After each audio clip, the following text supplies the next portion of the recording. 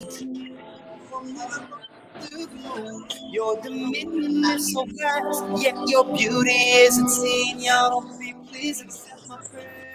Marhaba, welcome back. It's a wonderful Monday. You are listening to Urban Women Only on the airwaves of Raja Al Ansar International Durban 90.4 FM, Peter Marisburg 105.6 FM. We are live on Facebook now. The recent elections in South Africa marked a significant chapter in the country's democratic journey. As the nation went to the polls, voters expressed their preferences amidst a landscape of political dynamism and societal challenges. The election saw participation from a diverse array of parties, reflecting the multifaceted nature of South African society. With issues ranging from economic growth to social equity at the forefront, the outcomes of these elections are set to influence the future direction of the nation. This wrap up provides an overview of the key results, notable trends, and the broader implications for South Africa's political landscape. We'd like to welcome Sister Hasina Gori to Urban Woman this morning. Assalamu alaikum wa rahmatullahi wa barakatuh. Wa alaikum salam. Thank you for having me. It's an absolute pleasure. And I think many people, they wait in anticipation. I think many of them were glued to any kind of information they could get last night to find out what happened. Can you give us a wrap up of the elections? Of course, with, touching on the voter turnout, parties' performance, economic issues, whatever you'd love to share with us, please. So I think that we can start from the fact that this election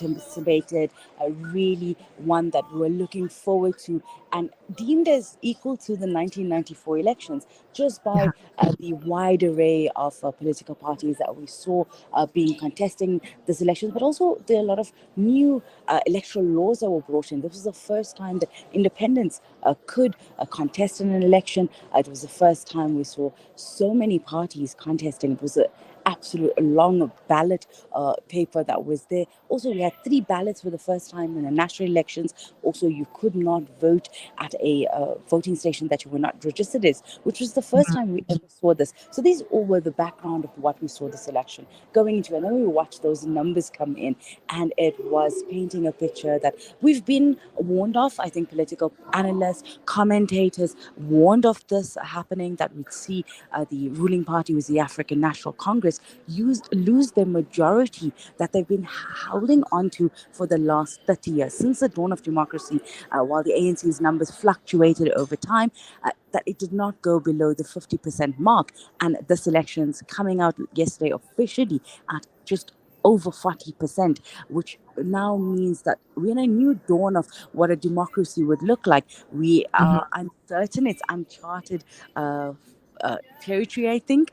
We don't have any legislature that has been created to allow for a framework for actual understanding of how a coalition works. So at this stage, it's going to be a lot of trial and error, a lot of parties coming together to decide for themselves what a coalition would look like. So I want to give you some of the options when you're coming forward. So in the next 2 weeks, we have until the 18th of June, which is the Tuesday, when the Chief Justice, Raymond Zondo, has called for the sitting of Parliament, and that's when the Parliament, the National Assembly, will vote in a president and the Speaker of the House.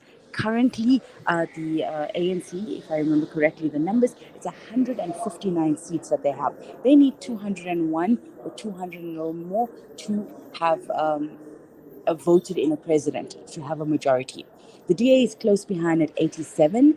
The Umkhonto weSizwe Party is at 58. The Umkhonto weSizwe Party, as we know, is a breakaway party of the ANC. It is led by former ANC president and leader of the country, Jacob Zuma. His party was only born 5 months ago and has surpassed many people's projections of what they expected him to take. They're now sitting at the 3rd place, moving the EFF, who always had that 3rd place, to 39 seats.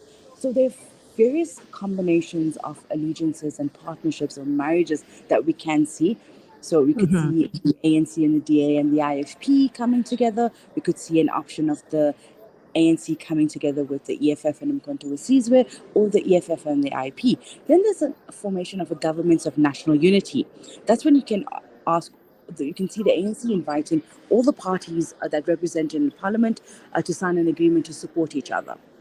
Then there's also an option number 4, which is a minority government, which sees parties electing a president without any agreement. This one is a bit more unstable.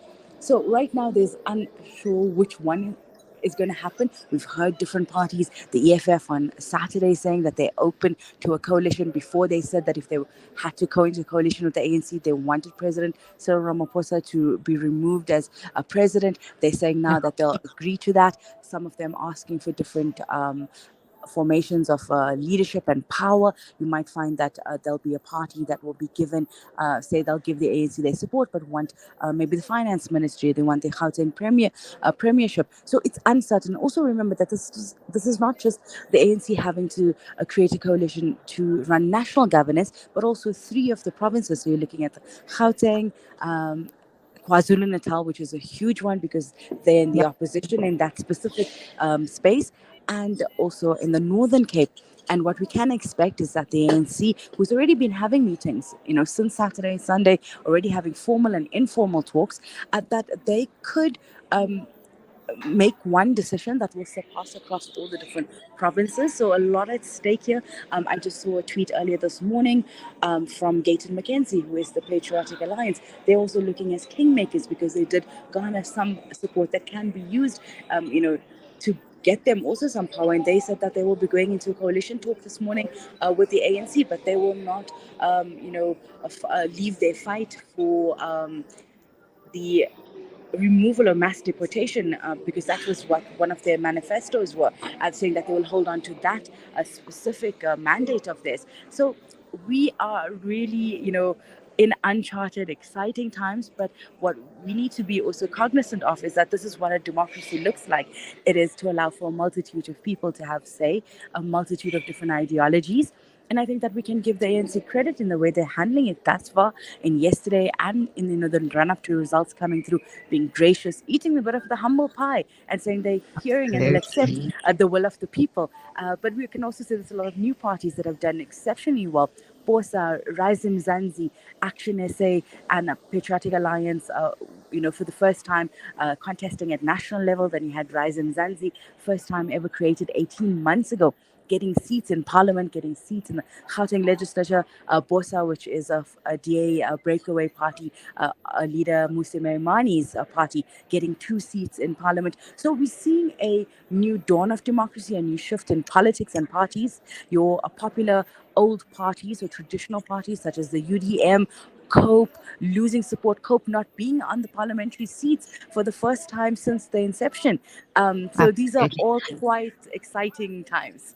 Very, as you said, enchanted and exciting times. And of course, this is the dawn of many new things and how democracy operates. But you know what? When there's a little bit more certainty, we so appreciate your time and giving us this wonderful feedback on this wrap up of last week. Many people were waiting to hear about this. And once things have settled and there's more certainty, we're definitely going to connect with you again. Hasina, Gori, always a pleasure chatting with you.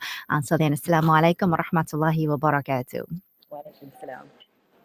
It's time for your 11 a.m. news. We've been a little bit over time getting that wrap up of the elections.